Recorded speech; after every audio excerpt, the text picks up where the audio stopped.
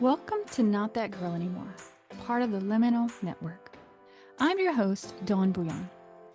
This is more than a podcast. It's a sisterhood. We're reclaiming our voices, our worth, and our lives. One story, one truth, one brave step at a time. Hey, friend. Welcome back to Not That Girl Anymore. I'm your host, Dawn Bouillon, trauma therapist, coach, and just a woman who's been through some things and has lived to tell the truth. And I'm not that girl anymore who's going to shy away from talking about the hard stuff, especially the things that so many of us have suffered through in silence. Around here, we name what others were too afraid to. We talk about the things that kept us small and scared and stuck, so we can finally reclaim what was always ours, our voice, our power, and our peace. So this episode is called You're Not Crazy. It's narcissistic abuse. And this one, it's personal. This is the episode I wish existed years ago. It's the one I searched for to send my clients to when they first start waking up, or when they're trying to name what's been happening, when they're sitting in the fog wondering, what is this? Is this real? Is it really that bad? My hope is that this becomes that for the people who need it. A mirror, a map, a moment of clarity. If this is your first time hearing that phrase, narcissistic abuse, or if you're wondering whether it could apply to you, then stick with me. You're not alone. And this conversation might just name what your body and your soul have known for years, but you didn't have the words for it. So let's get started. What is narcissistic abuse? So narcissistic abuse is a pattern of manipulation, control, emotional harm, and psychological gaslighting from someone who needs to feel superior or in control at all times. And listen, it's not always loud. It's not always obvious. Sometimes it looks like kindness with strings attached. Sometimes it looks like spirituality or charm or even humility. And that's what makes this so hard to name and so easy to internalize as your fault. So let me just say it again. Narcissistic abuse is when someone uses manipulation, control, and emotional harm to keep power over you. It's not always obvious, but it always leaves you feeling like you're not enough, you're never enough, you're constantly anxious, and you're deeply alone. And if you're listening right now and you're thinking, wait, this sounds like me, that's not a coincidence. So stick with me. Let's keep going. So let's break this down a little bit. Manipulation. Manipulation is when they twist your words into whatever it is they're wanting them to be, or they're guilt tripping you, or they're rewriting history. And gaslighting is what happens when they make you question your own sanity or question your memory or your feelings. You walk away from gaslighting and you start thinking, am I crazy? And that's why one of our mottos here at Embrace Your Brave is, you are not crazy. And then there's control. So it's isolating you, it's monitoring you, or it's subtly punishing you for your independence. And then emotional abuse, the blame, the criticism, the silent treatment, the projection, or explosive anger that keeps you walking on eggshells. And here's the hardest part. You often don't realize it's happening until your body starts sounding the alarm. Anxiety, exhaustion, brain fog, gut issues, panic, disconnection from yourself. And listen, if your body is reacting right now, just listening to this with maybe tears or tightness or chills, that's your truth trying to rise to the surface. Our bodies hold the truth. Our bodies do not lie. We've just been so disconnected from them that we haven't noticed. And so just pay attention. If your body's talking to you, let's start listening. So, could this be you? If you're not sure, ask yourself these questions. Do you often feel like you're walking on eggshells?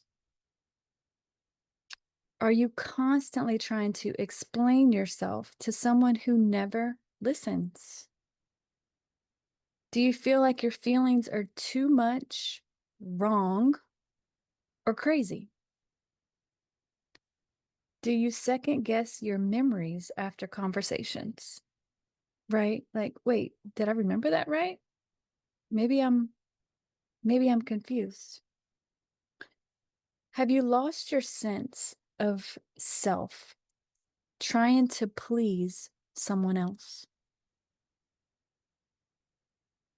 Do they treat you differently in public than they do in private?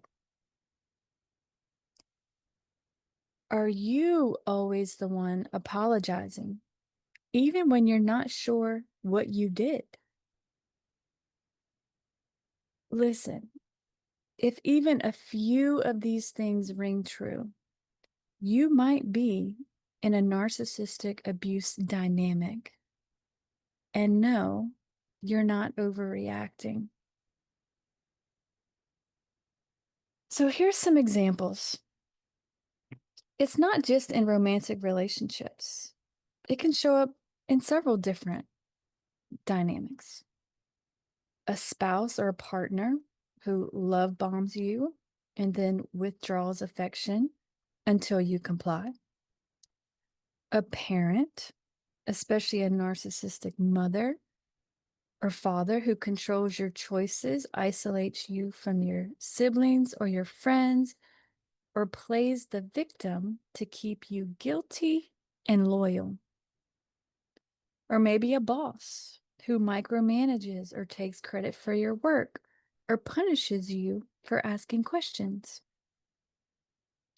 Or a spiritual leader who claims authority over your life or uses shame or doctrine to silence you or punishes doubt as rebellion. Or it can just be a friend who expects you to center your life around them. I had this experience in college when I lived my life to make my friend happy, and I was constantly abandoning myself in that process. So, narcissistic abuse is about power and control, not relationship type. Power and control. And most of these relationships follow a predictable pattern. So, this is what's widely known as the narcissistic abuse cycle. So, listen to this. Number one, idealization or love bombing. So, in this phase, you're admired, you're praised, you're flooded with attention, you feel special, seen, chosen, right? It just seems like, wow, this is amazing. This is what you've always wanted, right? And then the second phase of this is the devaluation phase. The compliments stop. Now you're being criticized or ignored or blamed. And so you just try harder. I mean, it must be me, right? There's something wrong with me. And then phase 3 is the discard. And this is when you're pushed away, you're abandoned, you're emotionally shut out. And sometimes it's like sudden. And then phase 4 is the hoovering. They reel you back in, right? Like the Hoover vacuum cleaner. They pull you back in with charm, guilt, fake apologies, or promises to change, right? They come back saying all those things, that the ways that they've changed and they're so sorry and they're going to do this and they're going to be different. And then what that does is it pulls you back in, and then it just kicks you right back into the cycle. And so then you're right back at the love bombing stage and the devaluation stage and the discard and the hoovering. And so over time, this cycle creates trauma bonds. And that's the intense emotional ties that feel like love, but are rooted in manipulation, intermittent reinforcement, and survival instincts. So intermittent means it's not constant, right? They might be criticizing and abusing 70, 80% of the time. And then they'll give you like, a little bit of breadcrumbs of the good stuff that keep you stuck, that keep you wanting more of the good. So we stay through the bad to try to get back to the good, right? And that creates that trauma bond. So why is it so hard to leave? The trauma bond is exactly why. And the fog. So your nervous system becomes hooked on the cycle, and the highs feel euphoric, but then the lows feel like death.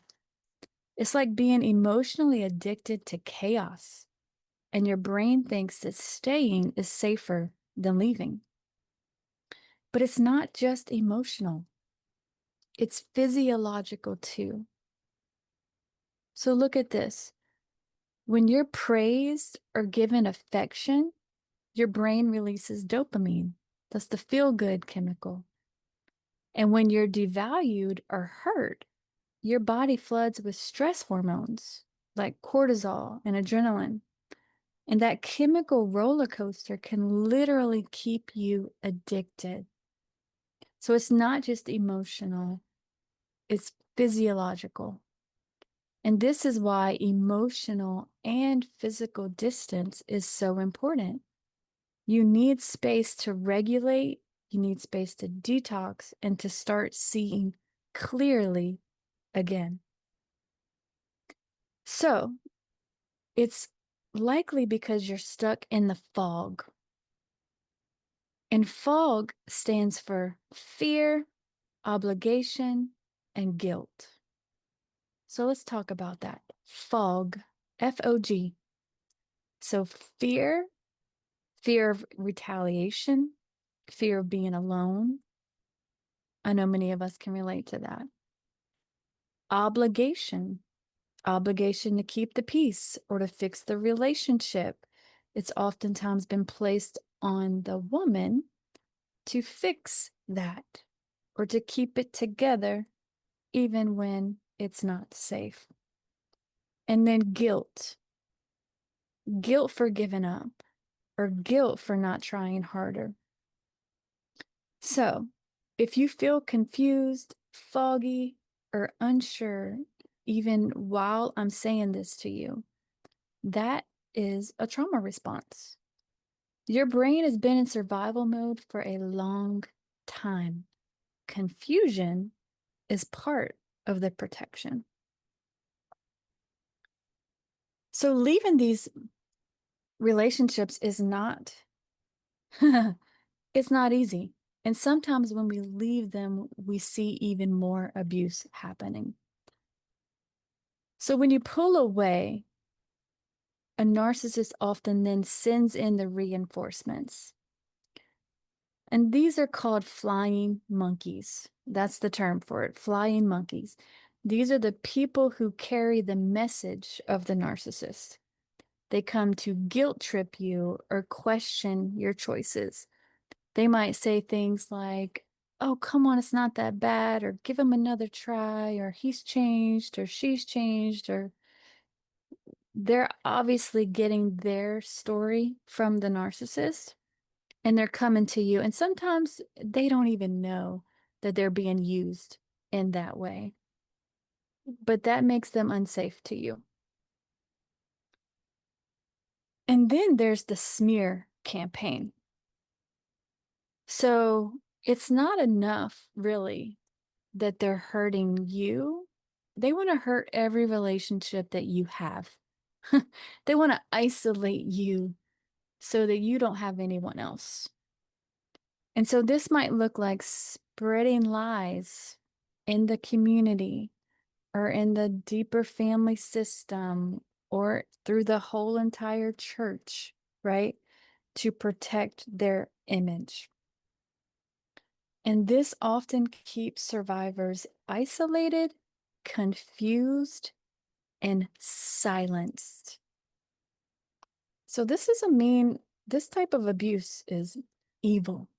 It's evil and it's damaging and it's wounded so many victims. So narcissistic abuse is not just a hard relationship. It's not just selfishness or immaturity. And it's not about you not being enough or kind enough or forgiving enough, right? It's this pattern that I'm talking about of manipulation and control. You don't need a formal diagnosis of narcissistic personality disorder to name what's happening to you. What matters is the pattern. If it's harming you, then that's enough. Whew. And listen, this is some hard shit to wake up to. I just have to say that. When you recognize this kind of abuse, especially from a parent or a partner or a best friend or a spiritual leader, it is devastating. And it is a grieving process.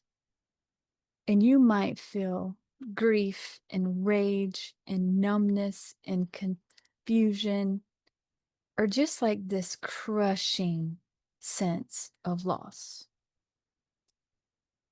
And unfortunately, that's normal and it's part of waking up. So you're not broken. You're finally starting to see things clearly. I want to say this too. For many of us, religion was the breeding ground for narcissistic abuse. We were taught about a God who would abandon or torment us for doubting.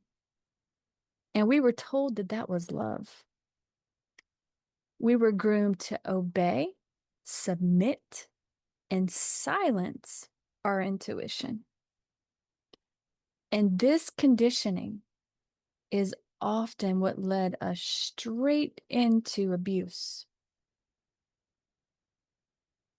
Whether that's straight into an abusive marriage, a toxic church environment, or spiritual leaders who exploited our longing for connection. And if you grew up in those movements of youth groups back in the 90s and 2000s, like Teen Mania, James Dobson, the purity culture, some of you may have watched the Shiny Happy People documentary that just came out.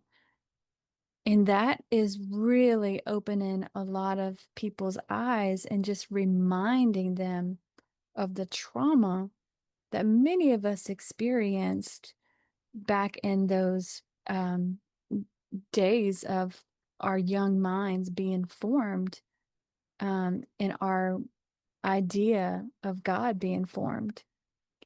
And it literally helped us internalize a version of God that felt more like a narcissist and not love. So I'll talk more about that another time. But you are not alone.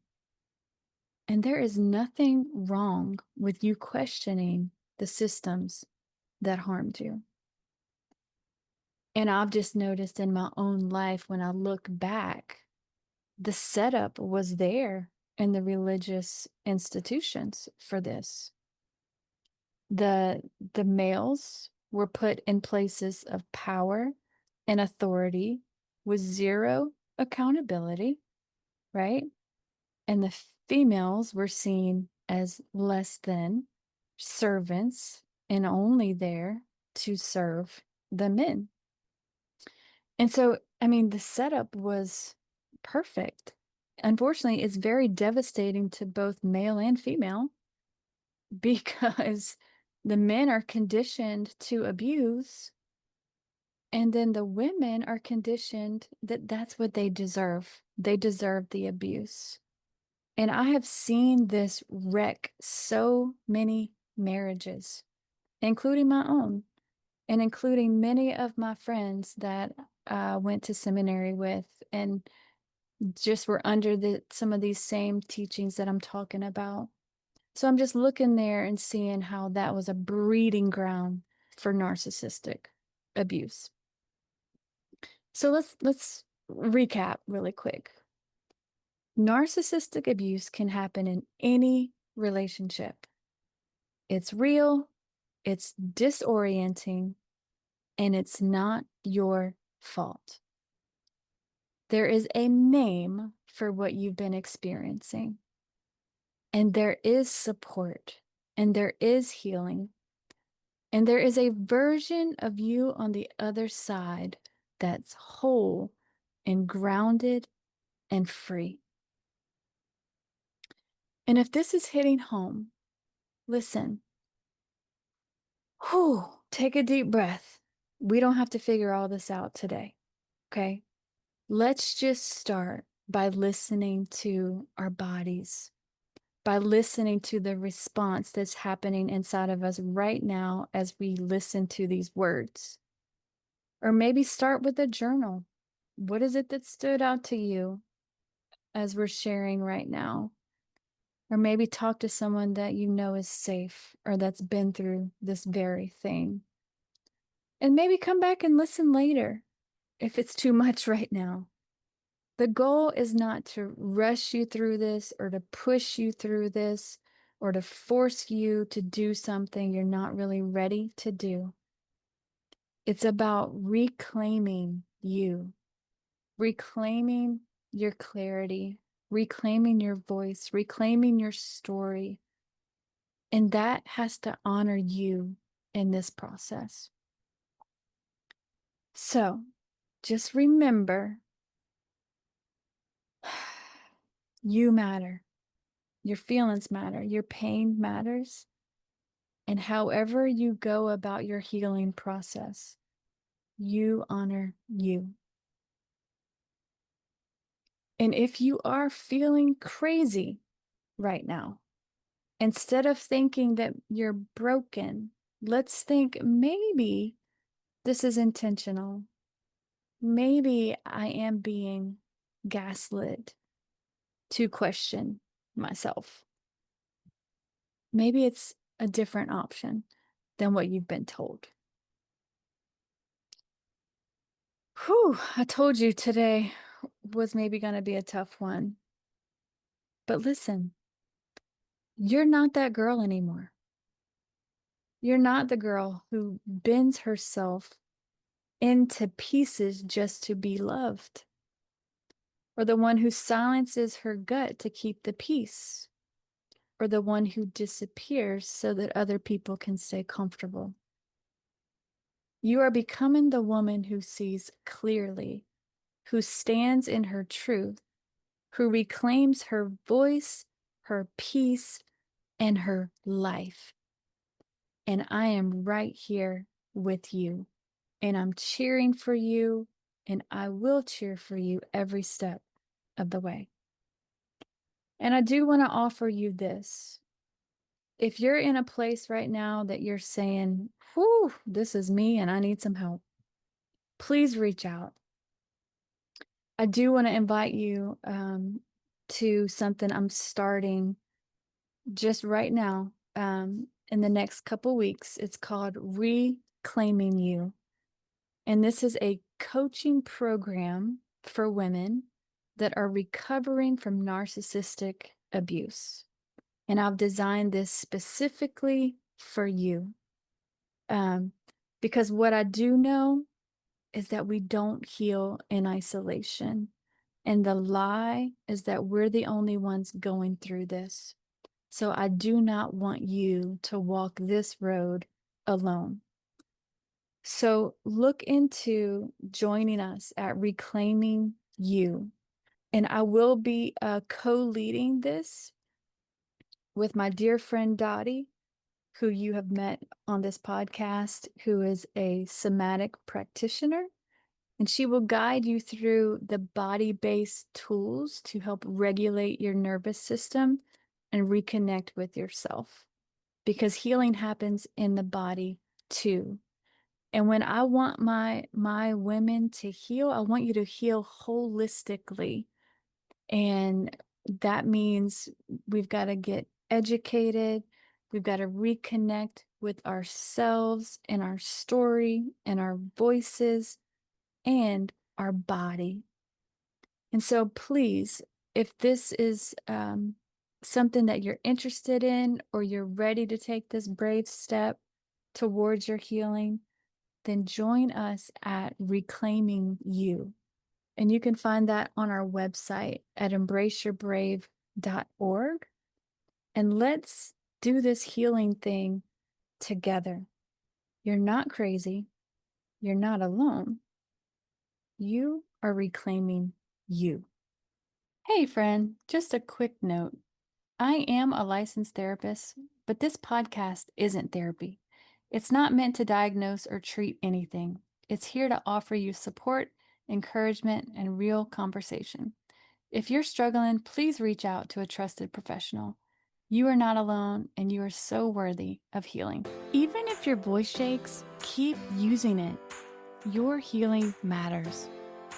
If you're ready to go deeper, you can book a session by clicking the link in the show notes or visiting our website, embraceyourbrave.org, to learn more about our therapy and trauma-informed coaching options.